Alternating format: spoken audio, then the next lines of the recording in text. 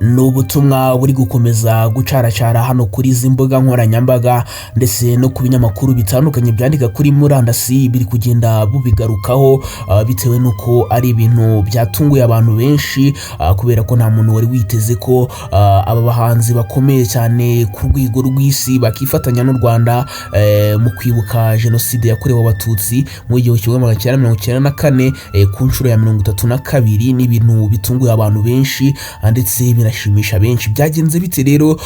Ni bande bifatanyije natwe? Ese bavuze iki? Niwe butumwa bashyize ku mbuga nkoranyambaga zabo? Nibyo tujye kurebera hamwe rero. Gusa nk'umazamatsiko n'abantu bakomeye cyane harimo nka Alikiba wo muri Tanzania, Harmonize wo muri Tanzania ndetse n'abandi benshi turagenda tugarukaho, ndetse na nyuma ndaza kukubwira ubutumwa bukomeye cyane Miss wacu wa 2016 Miss Mutesi Jolly yatangaje ibintu nyine by'ingenzi cyane ugomba gutegera amatwi ugasobanukirwa kubera ko ni ingenzi cyane. Mbere na mbere reka tubanze duhere ku byo Alikiba yavuze. Mbere na mbere yuko nkubwira ibyo Alikiba yavuze, Alikiba ntago ari ubwa mbere yifatanyije n'u Rwanda mu kwibuka nyine, kubera ko no ku nshuro ya 31 yari ari kumwe natwe, dore ko yashyize post hanze agaragaza ko ari kumwe n'u Rwanda. Ibintu byashimishije abatari bake bavuga bati rwose uyu Alikiba ni umuntu wacu, agerageza kubana n'u Rwanda mu bihe byiza ndetse no mu bihe bibi, ndetse no muri kano kanya yashyize ubutumwa hanze, dore ko mu minsi yashize twaje tukubona ko akomeje kubana neza n'abanyarwanda, akorana indirimbo na Kevin Kade, ndetse tukabona ari mu mushinga umwe n'umuhanzi ukomeye mu Rwanda bita Bruce Melody. Navuga ko ari ibintu byiza, ndetse muri kano kanya uyu muhanzi Alikiba ahagaze neza cyane, dore ko afite indirimbo bita finale yakoranye n'uwitwa BNM hariya muri Kenya, indirimbo imeze neza kubera ko muri kano kanya maze kugira miliyoni 12 ku rubuga rwa YouTube ugereranyije n'izindi. N'indirimbo ihagaze neza. Hanyuma ubutumwa rero yashyize hanze yanditse ati mu gihe twibuka ku nshuro ya 32 kuri uyu wa 7 Mata 2026 duhagarara mu bumwe busesuye. Uyu munsi ibitekerezo byacu biri ku miryango y'abantu, ku miryango y'abantu ku giti cyabo, bose bari gutekereza ku byababayeho. Twifatanyije n'igihugu cyose mu guha icyubahiro abazize Jenoside yakorewe Abatutsi. Twifurije kwibuka kwabo, twifurije ko kwibuka kwabo kwakomeza kutubera urumuri rutuyobora rugana ku hazaza harangwa n'amahoro, kandi abari mu gahinda bose babone ihumure mu mbaraga z'ubumwe bwacu mu kwibuka byimazeyo. N'ubutumwa rero yashyize ku rukuta rwe rwa Instagram nanone, dore ko no ku nshuro ya 31 yari yabishyize kuri Instagram ari post. Ni ukuvuga ngo ni post, ntabwo wenda ari kwa kundi umuntu ashyira kuri story bisanzwe. Yashyize kuri post bigaragaza ko aba yabihaye agaciro ku rwego rwo hejuru. Ibintu byiza cyane, navuga ko biri gukomeza gushimisha abatari bake, dore ko no mu bitekerezo by'iyi post abanyarwanda bari kugenda bamugaragariza urukundo, bamubwira bati turi kumwe rwose, ntabwo turi twenyine, ndetse abandi bagenda banamushimira, dore ko iki gikorwa akorera u Rwanda ni ibintu byiza cyane kuba abana natwe mu byiza ndetse no mu bibi. Ariko saho gusa byarangiriye, dore ko ni n'abandi bagiye batandukanye harimo nka Harmonize ndakeka benshi muramuzi, n'umwe wakoranye indirimbo n'abahanzi bo mu Rwanda bagiye batandukanye. Navuga nka Kenison, navuga nka Bruce Melody bakoranye indirimbo ebyiri, yitwa Totally Crazy ndetse n'iyitwa Zanzibar, indirimbo zakunzwe cyane. Ndetse nawe yagize ikintu avuga cyangwa se yagaragaje ko nawe yifatanyije n'u Rwanda, dore ko we byabaye mbere, ntabwo ari bwo byaba, dore ko uriya Alikiba we byari bibaye mu masaha 6 ashize, ariko Harmonize we ndakeka bimaze iminsi igera kuri 2 agaragaje ko yifatanyije n'u Rwanda. Uyu muhanzi rero w'umunyatanzania Harmonize yagaragaje ko yifatanyije n'abanyarwanda abinyujije ku mbuga nkoranyambaga, aho yashyizeho ifoto igaragaza perezida ari kumwe na Madamu Jeannette Kagame mu gikorwa cyo gutangiza icyumweru cy'icyunamo n'iminsi 100 yo kwibuka cyabaye ku itariki 7 Mata 2026. ni ubutumwa rero yatanze akoresheje hashtag ya kwibuka 32, ndakeka iyi hashtag abenshi murayizi ko ariyo dukoresha iyo tugeze mu wundi mwaka nyine wo kwibuka, duhinduraho imyaka nyine ishize hanyuma tugashyiraho imbere kwibuka ndetse ari hashtag.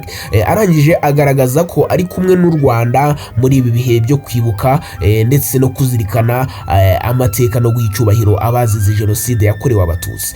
Ku rundi ruhande rero tuvuye wenda kuri Harmonize, dore ko na Harmonize bwari ubwa mbere tubonye yifatanyije natwe gutya, byari ibintu byiza nyine kubona nawe ari mu bantu bahaye agaciro iki gikorwa ndetse akavuga ati abanyarwanda ntabwo bagomba kuba bonyine muri ibi bihe bikomeye, dore ko twabanye mu bihe byiza dukorana indirimbo n'umuhanzi Bruce Melody wenda n'andi mateka menshi, dore ko Harmonize murabizi ko yigeze kuvugwa ko akunda uwo bita Yolo the Queen, ari nabwo no mu ndirimbo bita Zanzibar yakoranye na Bruce Melody bagaragaje ko nyine akunda uriya Yolo the Queen, ndetse anavuga ko ngagiye gushyiraho tatu ngo ya nyuma ngariyo ngizaba iriho Yolo nyine isura ya Yolo. Ibyo murabizi uburyo nyine byari bimeze nubwo tutaje kumenya ngo byarangiye bite. Hanyuma rero ku rundi ruhande itsinda rya Good Life ryo muri Uganda ryari rigizwe na Radio na Wizo,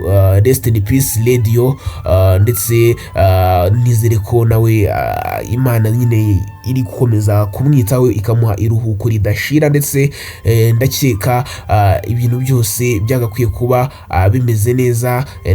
Ndavuga ku muryango we nabo bakomeze bihangane, nabo bamere neza rwose, ntabwo bari bonyine. Barangije rero banditse bati naryo ryagaragaje ko ryifatanyije n'abanyarwanda ritanga ubutumwa bwuje ihumure n'icyubahiro ku bazize Jenoside yakorewe Abatutsi. Bagize bati turibuka duha icyubahiro abazize Jenoside yakorewe Abatutsi mu 1994, urwibutso rwabo rudushishikariza ubumwe n'ubudacogora.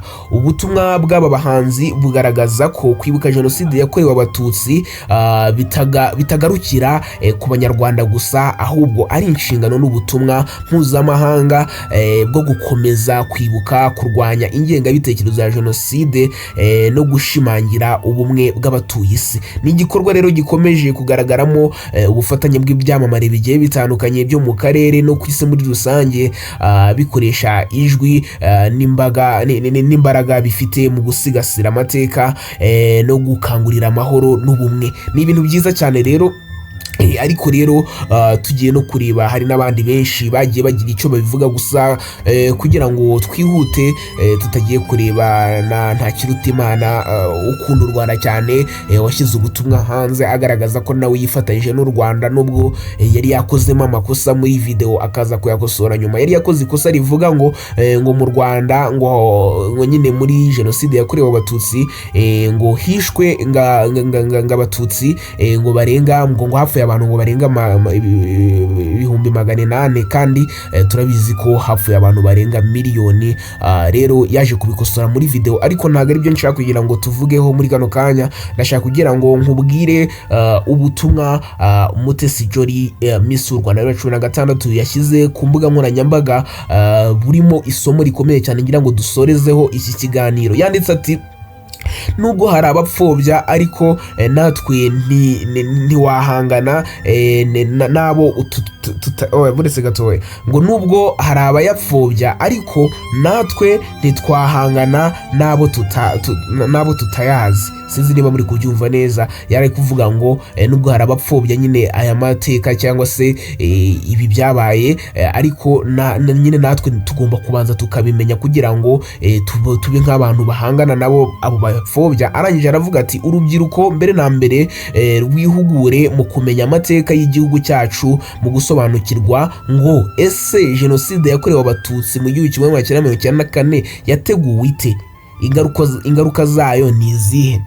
iyo umaze kumenya amakuru ni wa mwanya mwiza wo kugira ngo duhangane n'abayipfobya, bityo ugahangana n'abayipfobya ufite icyo ubabwira, kuko ntawe utanga icyo adafite. Ntabwo ari iby'abanyapolitike, ntabwo ari ibya leta gusa, tugahangana n'abayipfobya tubasobanurira ibyo ari byo kugira ngo basobanukirwe nubwo baba bigiza nkana. N'ubutumwa rero yashyize ku mbuga nkoranyambaga ashatse gukangurira abanyarwanda kwiga amateka bagasobanukirwa uko ibintu byose byari bimeze, kugira ngo n'ababipfobya tujye tubona icyo tubasubiza. N'ubutumwa rero yashyize ku rukuta rwe rwa Instagram, abantu benshi bari kugenda basharinga ubu butumwa bitewe nuko nyine ibintu bimeze, ariko nawe ndagira ngo umenye neza amateka y'u Rwanda kugira ngo nawe ujye usubiza abapfobya Jenoside yakorewe Abatutsi mu 1994. Rero reka ngushimire nkubwire ngo wakoze kubana nanjye, ukande subscribe tujye tubana umunsi kundi. Reka ngushimire nkubwire ngo naho ubutaha ukomeze umere neza, amahoro y'Imana abane nawe.